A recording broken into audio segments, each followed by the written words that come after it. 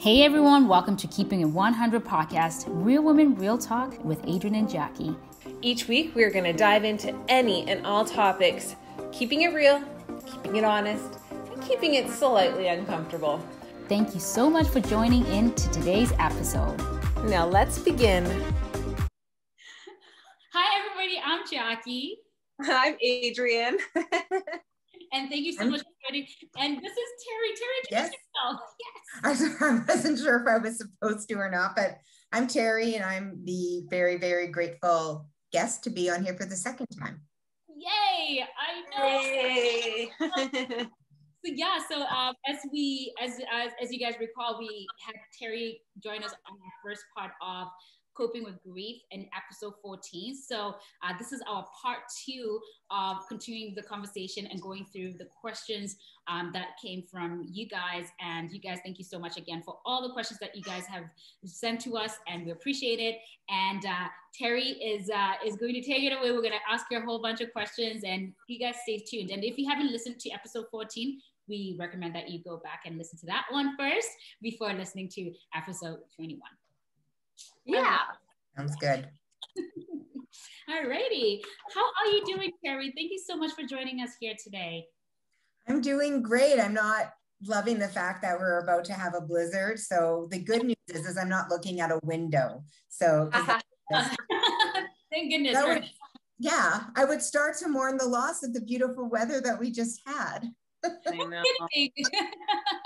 As we're talking about grief, I mean, it was supposed to get about 4 centimeters here in Calgary, so Awesome. Well, I am looking at a giant window here, so I see it all. I see it all. Well, that's fair. We don't have control over everything, do we?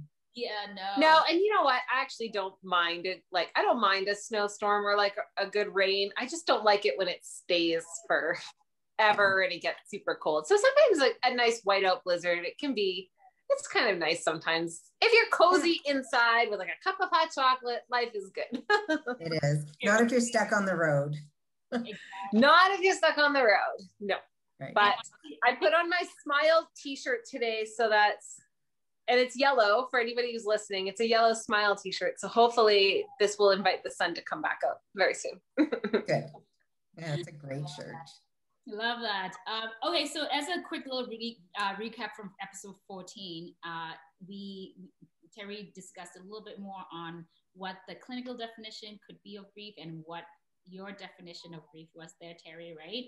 And if you haven't touched on that episode of episode 14, please go back and listen to it. There was a lot of questions that we covered on there, and it was very, very insightful that we had to have a part 2. And now we're going to jump into more questions here, Terri. I hope you're ready because we're excited, and hopefully not as many tears as last time, right? Yeah. That's good though, but as I talked about, tears are not a sign of weakness. Tears are good and healthy, and we have them for a reason. So I mean, if something strikes you and Jacqui starts to cry again, it's all good. I already made Jacqui cry once today, so we'll see. I'm pretty happy to cry in this relationship. Yes. Okay. That's good. That's good. It's healthy either way, as long as we pay attention. Yeah. Right? Yeah. All right, well, let's jump right into it. So like the last time when we were talking, we were going to touch a little bit more on mourning or grieving someone who's actually still alive. Part of your life, and maybe toxic relationships, maybe toxic friendships, toxic family members, whatever the case may be. So we wanted to just kind of touch a little bit back on that point, right, where how do we grieve somebody who's actually still alive, but that's just not real life? Yeah, that's, and I think that's such a great question, because it's so it's really, really important to understand again that not all relationships are healthy, and that not all grief and mourning that we engage in are for people that are still that are deceased. And so it's important to acknowledge what was healthy in the relationship, and then really, again, pay attention as to what was not healthy in that relationship, and that was toxic, and then processing away. I would definitely encourage that therapy for that is to talk about and process what that relationship was like. What was the toxic? What was ugly about it? What was hurtful about it? And then maybe touching about some of the good points of what that relationship was like, and then mourning that. What does that look like to say hello before we can say goodbye to that relationship? And again, and I said that before, is acknowledging, and taking a look at ourselves and saying, what were we like before the relationship? If it wasn't a parent or a friendship, I think is where the question was. And what were we like in the relationship? Were we ugly? Were we happy with the way we were, the way we felt in the friendship relationship, no matter what it was? And what are we like now? What do we feel like now? Is there an increase in self-esteem? Is there an increase in self-worth? What are we doing differently now in engaging in healthier relationships, and what a healthy relationship looks like versus a toxic relationship? But again, acknowledge and say goodbye to that relationship.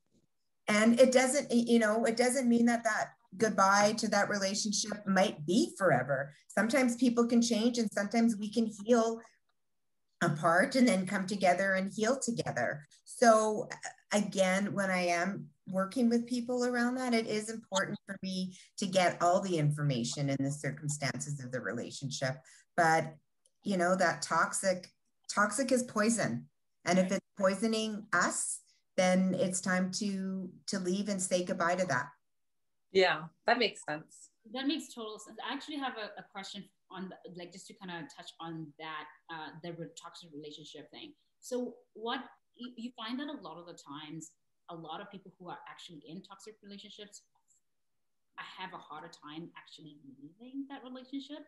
So how do you actually, if somebody came up to you and said, I'm in a toxic relationship, but I don't know how to get out of that, how would you address something like that? Right? Because I mean, I would ask them, how do they know they're in a toxic relationship? Tell me a little bit about the toxic relationship. And so if they share whether there's emotional abuse, physical abuse, verbal abuse, financial abuse, sexual abuse, something isn't feeling right for them, to come up and approach a therapist, anybody, a therapist, a friend, a family member, that something isn't feeling right. Something just isn't right. And so I would put that back to them. We're the experts in our life. Something is triggering that individual to saying, hey, something isn't right here. Something isn't feeling right here, and talking about it. And so I'd be curious too, to say, well, what's making you think about it?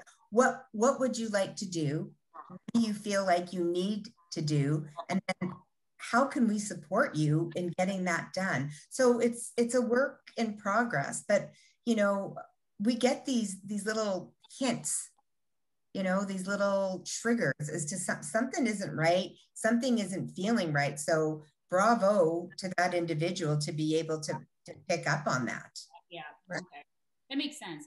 And so I mean, in that case, then, do you guys ever actually come to a point where if that person is actually in almost like that fearing for their lives, and that in that type of relationship, you as a therapist, would you actually ever say or intervene and say, okay, you need to get out, or do you just try to guide them in that way of getting out?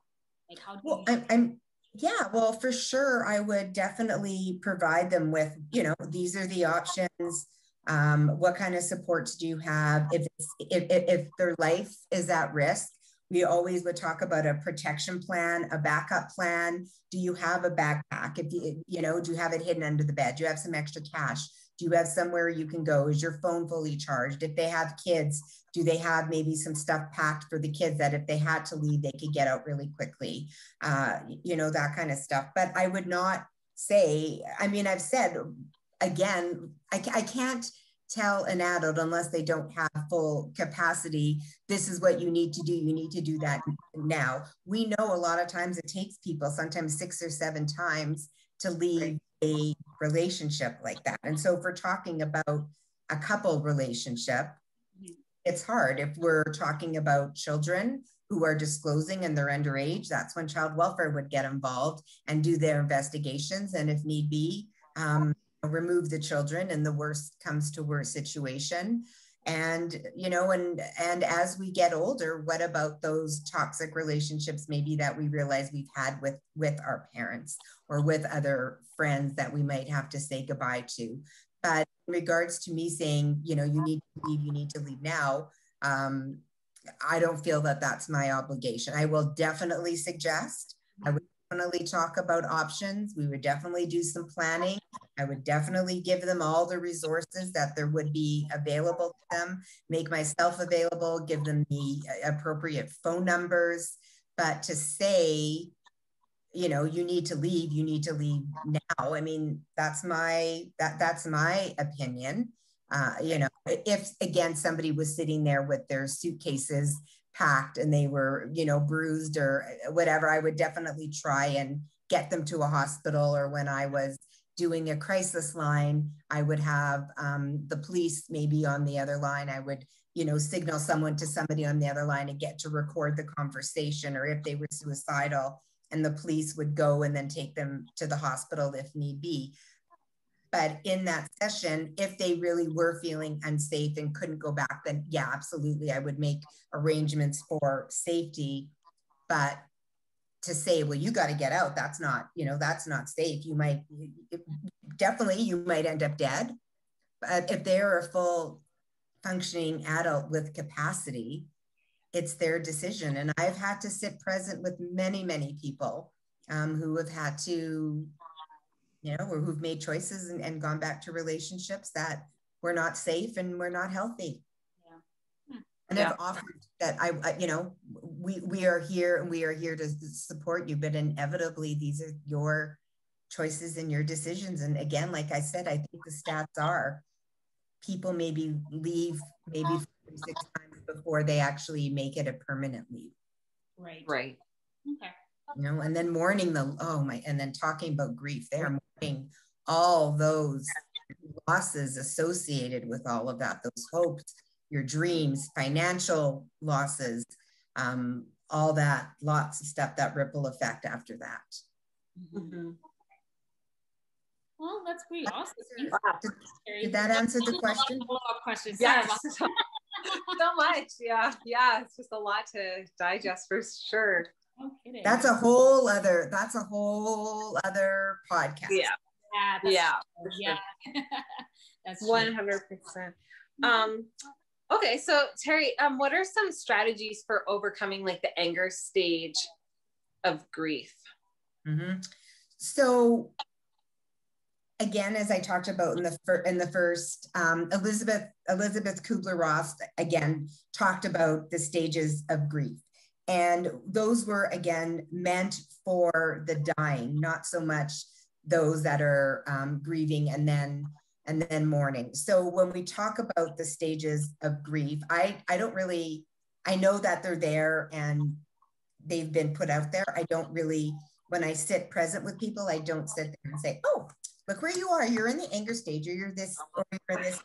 It is absolutely not linear, right? It can happen at any time. And some people may not go through anger at all.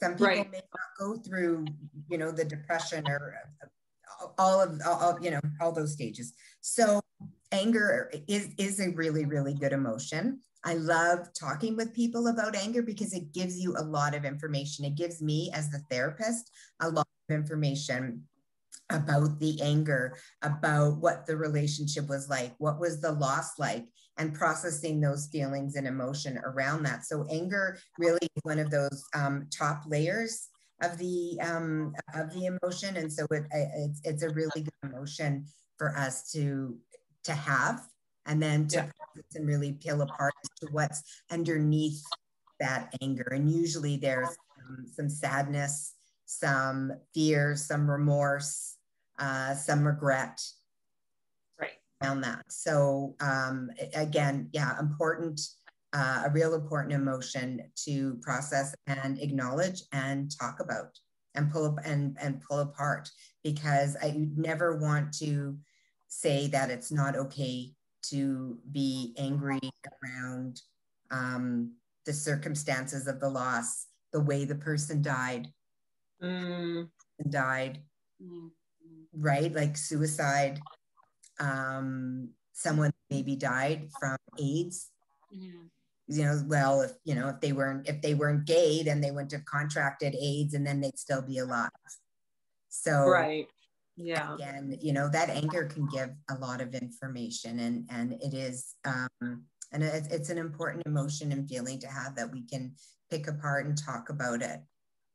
And yeah, I find anger is very rarely just anger, right? It's always something else. There's always something else, like you said, sadness or anxiety or something always just under. It's such a surface.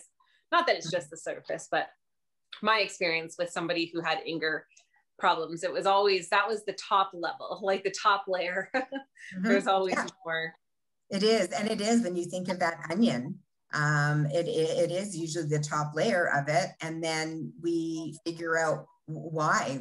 Why are you so angry? What did you hope for? What did you wish? We talked last time about those relationships that maybe we had hoped would be, or those individuals that we had hoped would be something that they weren't. So that can leave in that unfinished business, or when somebody dies so suddenly and something was supposed to happen, or we had hoped for something and that person, died suddenly. And sometimes we could even find some shame or some guilt around feeling angry. And it's important, as I said, to really acknowledge that anger and pull it apart and find out those pieces around it. Yeah, great, for sure. Great question. Really great questions. Do you find, I mean, not to kind of point it out as a gender thing, but do you find that anger tends to show more on certain genders than others, or it just depends on an individual? Are you thinking that men are more angrier than women? I'm not saying. Jacqui, what do you? No. Maybe. But no. Because you know how like sometimes men don't necessarily like to show emotions in terms of like women tend to be a little bit more like the crying and everything, and then guys tend to be a little bit more they try to be macho and then they release it in a certain way. Others, that's why I was asking. Well, we touched on the disenfranchised grief, right. And do men and women grieve differently? And that answer from the research that I did in the work that Dr. Kendoka has done was that there is different kinds of grief, that it's not oriented to a particular sex. Right. So I think, in my experience, I'm not speaking for anybody else, maybe women, we all have anger. So, maybe it's how we've been taught to feel it, acknowledge it, and release it. And how we acknowledge and release it can be in healthy ways and non-healthy ways. We can drink and do drugs to take away our anger, to numb that pain. To our heart's content, we can drink away and smoke away and gummy away until we feel nothing, until we're pretty numb. So, I think it's a matter, again, I would go back and be curious as to what was those information, how were we taught in our system, our family system, to deal with death and loss and all those emotions as well. There's some families that don't do anger, and it's just, you don't cry, don't you dare get angry at me, or there's just, you can, as kids, I think you can feel that anger, but it wasn't shown. Right. Yeah. So again, or it could be on the other hand, and too much anger was shown.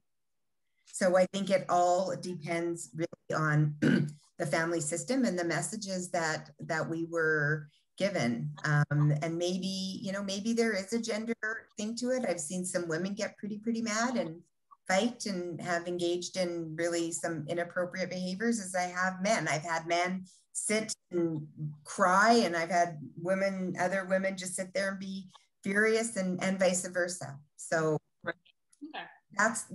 that's the information that I know and that I feel. In regards to any sort of stats, I don't feel confident in sharing that because I don't know. Okay. Right. Fair enough. That's awesome. Well, that's very fair. That makes sense. Yeah. Perfect. Awesome. Okay. So, I'm not embarrassed to say I don't know sometimes when I don't share what I feel and know, but it's okay to say, great question, I don't know.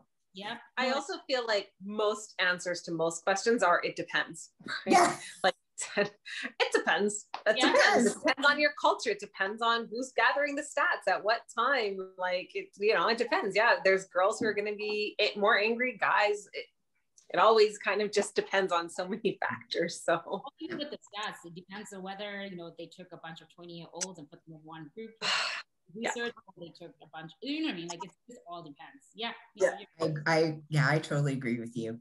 Totally. Yeah. Absolutely. Awesome. Speaking of age. Good segue. Question. What's that? Good segue. Right. So the next question is, do you find that grief changes as you age? So that is, does a 20-year-old grieve differently than a 50-year-old? Oh, such great questions. I think obviously the hope is that a 20-year-old would have not experienced as many losses as a 50-year-old. Now, I'm curious as to why the person chose 50. Does that mean? I'm not sure. Yeah, they're very. So. I'm not sure, actually. I think. Yeah, I'm kidding. Maybe because it's like that half, you know, that halfway sort of like idea marker. That's kind of my thought pattern, right? Like, I feel like most people feel like 20 is like that like kid portion, and then 50 is like the midlife portion, and then that, I don't know, that's just me saying stuff. I have no idea why you picked these numbers. Yeah, no, definitely things change when you're 50. Things change when you're 50 for sure. Like all the other birthdays, the 50, I noticed more changes. But I'm very grateful that, you know, I'm in my 50s, and I'm very, very grateful that I have my parents still, versus there's a lot of my friends don't, or their parents are dying. So I would say maybe somebody a little bit older might have a little bit more experience in experiencing loss. Now, does that mean they're good copers with the loss? Are they good at acknowledging it? Are they good at mourning it? And again, it depends on the loss, on the type of loss, on the type of relationship they had. And it depends who the person was. We will grieve differently for everybody that we've lost. And so, but when it comes to, as I said before in the other one, the younger kids are way better grievers and mourners, just because they haven't been in society long enough to know, buck up, to know it's not okay. Kids will cry when thing or something happens, they will cry. And when there's a death and it's explained to them that so-and-so has died and they're not coming back, they will, grieve, they will cry and be sad and ask questions, and they may go out and play and have some fun and experience laughter, come back and then be sad again. And it, again, for, the 20-year-olds, that's kind of, it's a tricky age where they're leaving adolescence and they're coming into adulthood, and parents are hopefully extending some more independence to them, and that they're able to cope and experience and acknowledge losses. So is there an age difference? I think it's again what the relationship was like, and the relationship, how the person died, all is going to play a role. I would suspect there's no right way, and there's no right way to grieve and mourn, as long as we grieve and mourn. Yeah. Right. Right. I think that's what's important. I think acknowledging the losses, and to grieve is to acknowledge the losses and to grieve the losses. So it's really important that's, I mean, I believe that, and I stand by that regardless of the age. Right. Because again, it depends on how the circumstances of the death, the relationship of the individual, the experience of the losses of you know, the past losses. There are some kids who are younger and in their 20s, let's say, that have been refugees or are orphans or have lived in warring countries, that have experienced way more losses than I have. And I'm in my 50s. Yeah. 10 and 12 and 20.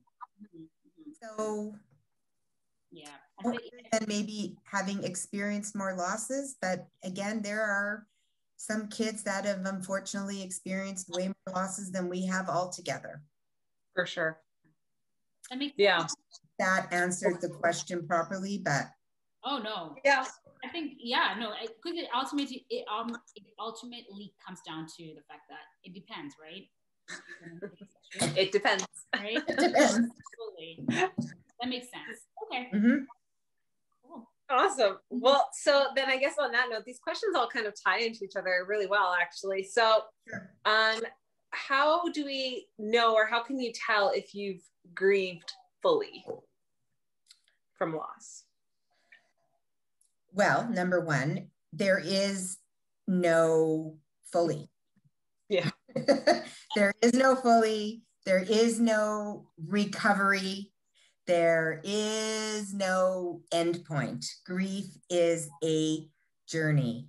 And once we are able to feel, once we have gone through the pain and engaged in ceremonies, and we feel less pain throughout our day, and we feel a little bit more healed, then we are going through the loss. I can't ever talk about, I won't ever talking about some sort of a finale in regards to a particular loss. I just can't do it, because it's a lifelong journey.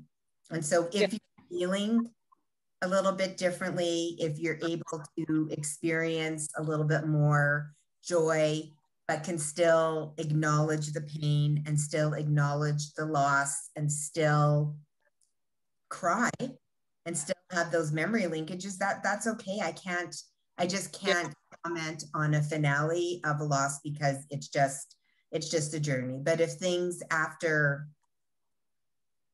6 months, a year, 2 years, that you're able to experience again some of that joy and happiness, then you're going through. And if you have given yourself permission to mourn those losses again, to acknowledge them and to feel that pain, then you are on the right track. And you haven't hid all the pictures, and you haven't hid the jewelry and all the memory linkages, and you allow for conversation around the person who has died, then you're on a healthy and mourning journey. Right. That makes sense for sure. I like that. Yeah. That's how I would go about it. It's a reconciliation. It's not. Yeah.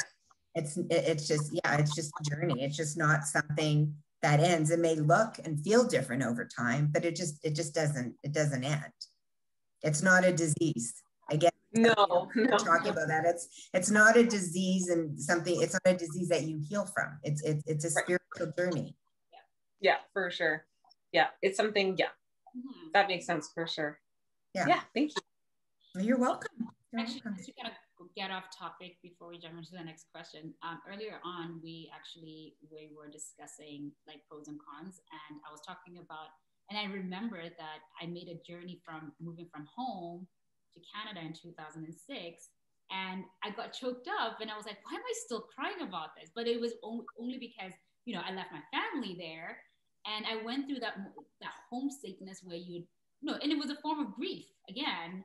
But absolutely. But I mean, I think for me, it's one of those things where sometimes I forget how hard it was then, and then when I relive and talk about it again, you know, the emotions come out, which is natural and normal, and right. So like you mentioned, so yeah, that's pretty cool. No, that's good. That's healthy. I remember too, the first time I went to go to Colorado to hear Dr. Wolfelt speak, we were talking about losses and everything, and I had just moved. I'd moved from Winnipeg to Calgary and left my grandmother, my friends, other family members, and it was him that opened up my eyes, that what I was feeling and the sadness and the depression were as a result to the fact that I hadn't even acknowledged the fact that that was a loss. It was a move. I moved from one province to the other. It wasn't that was grief, and I was grieving, but I hadn't acknowledged that that was grief.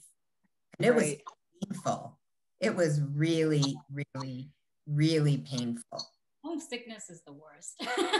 It is. It's the worst. And, you know, and Jacqui, you left your grandmother there and other family members there. And, you know, and you and I talked about, and she died, and my grandmother died as well when I left. And you know, and it's true, right? And it's really, really, really hard to move away and to leave those, oh my gosh, those precious and ties and family connections. It was it's pain. I mean, Jacqui, I think you can agree. I don't know, Adrienne, if you've moved, but I'm in the process of moving. We were talking about that earlier, because but I not a big move. I'm just moving to BC, but this is the first time I'm moving away, I guess. Like we were talking about, I was like, I don't know, like on Saturday I was having such a bad day, so I called my dad and I asked him if he wanted to like go hang out, and I'd buy him ice cream, and he came and picked me up. And then I was like, oh my god, when I move, I'm not gonna have my daddy. How old am I? Yeah. Come on. But yeah, and it's like, you're like, oh my gosh, all the things. What if I get homesick? Well, you might get homesick, and you know, it's I remember right after I'd moved, I was on the phone with my grandmother, and they're like, Terri, I have a surprise for you. And she's like, hi, Terri. And I just started bawling. And it was just, you know, I just wanted to be home so badly. And I had, you know, I missed her so much, and my friends. I mean, I had a life there, and, you know, and I'm very grateful, you know, for the life that I've had and that I built for myself in Calgary and for my children. But it was hard, you know. Moving. I think that's the hard part is, I don't know. I think when I first moved, I mean, I missed home and I missed family and everything. And when I talked to them, it would be better. But as time went on, and I knew my grandparents would, especially my grandma, wasn't well.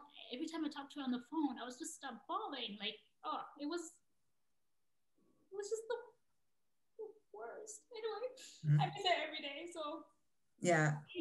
And that's and don't, Jacqui, don't apologize. That's the love that she has for you, the love you have for her. Just because she's not here anymore doesn't mean that relationship is over. It's over in a physical sense, but it's not. I had to need a phone number for my phone, and it's been like, she died in 2018, so it's like, it's weird. Yeah.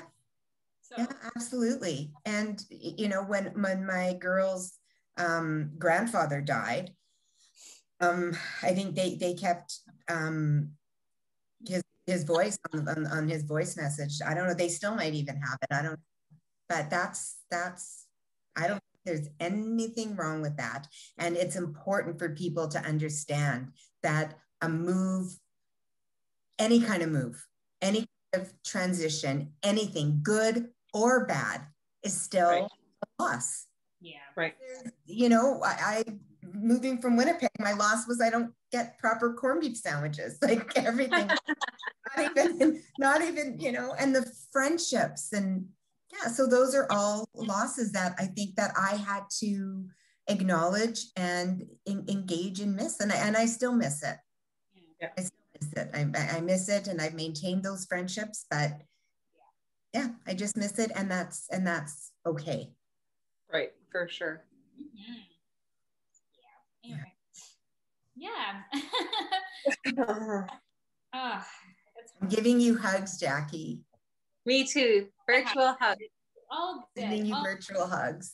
Yeah. No, it's definitely, yeah. I mean, we take it for granted when we're around family members and everything, but if you have your family members around you, you know, I appreciate everything you got, because when they're not there, and you know, even when you're sick sometimes, and my mom could be like maybe making me my, you know, special like home cooked whatever, and sometimes you don't really necessarily, I mean, I'm lucky I have Colin who loves cooking, so he'll probably do that for me, but you know, little things, the little tiny things, right? So it's like, hold on to what you have, because you just never know when it's gonna, how long it's gonna be around for. Yeah. Right? Yeah, no, absolutely. Yeah. Okay. So the next question, which is our final question, which is awesome, unless we have follow-up questions, Terri. Sure. So in terms of healing, why is it that some things take longer and others shorter? Also, in relation to that, why is it something that you feel you should grieve over longer can dissipate more quickly, and something less sad or more important can last for a longer period of time? That's a very long question. But it is a long question, and it's a. I like it. Yeah. I like it too. It's a great.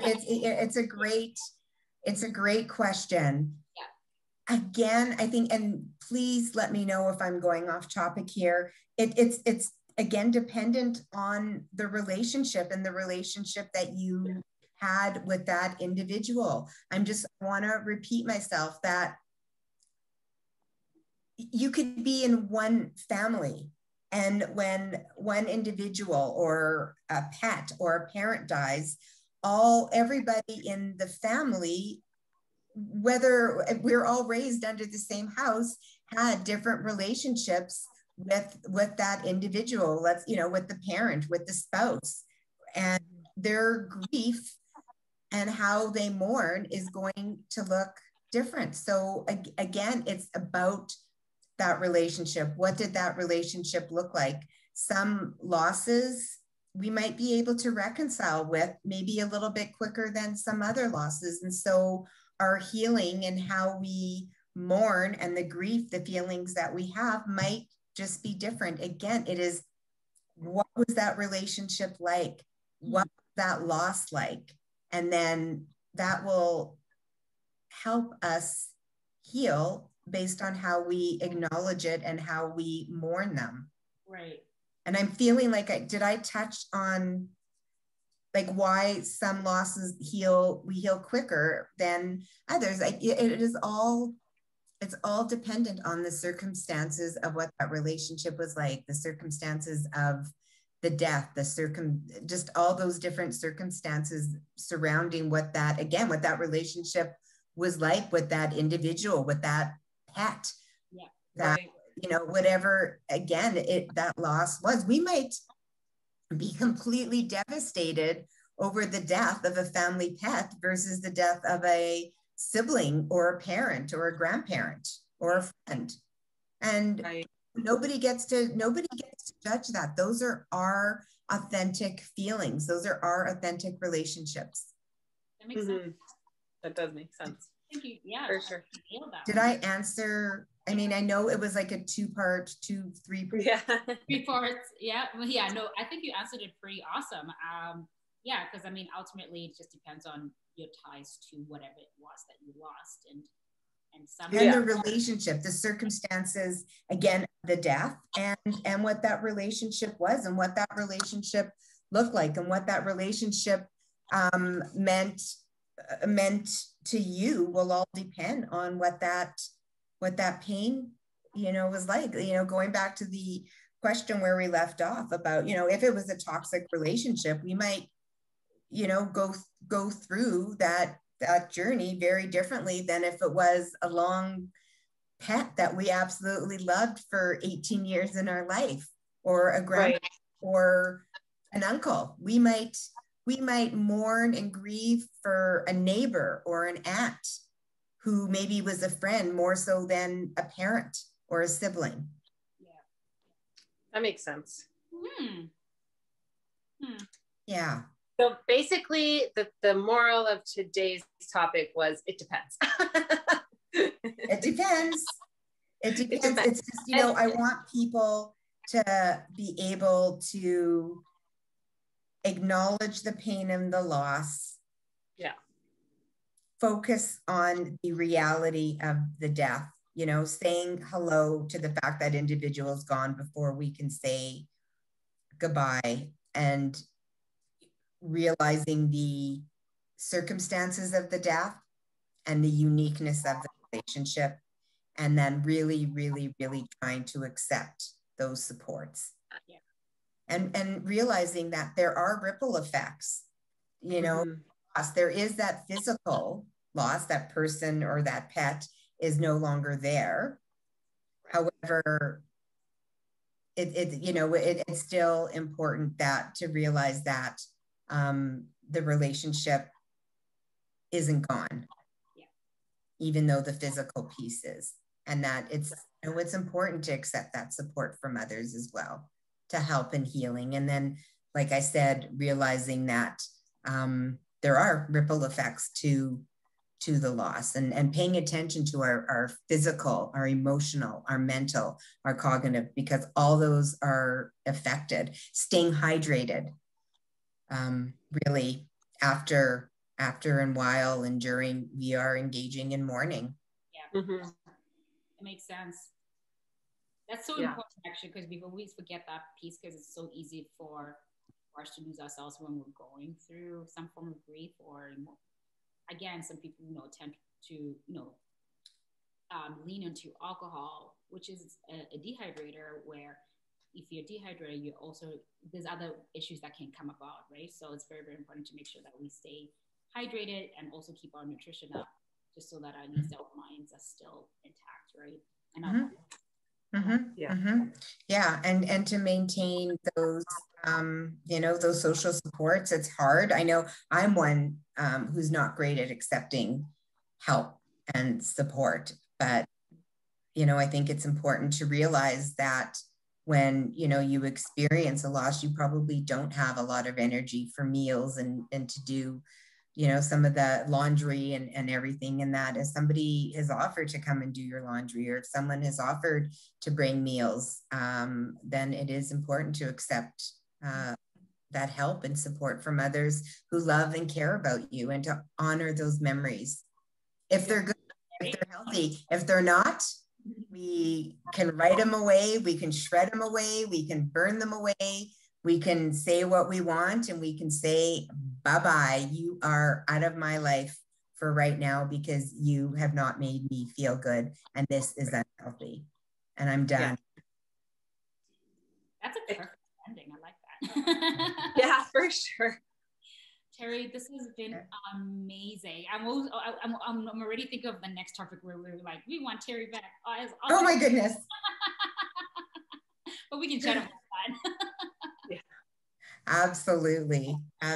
Absolutely. And again, I can't thank you, both of you, for allowing me to come onto your podcast. This is something that the two of you have worked really, really hard for. And I'm proud, and I'm honored to have been able to be part of this. So thank you.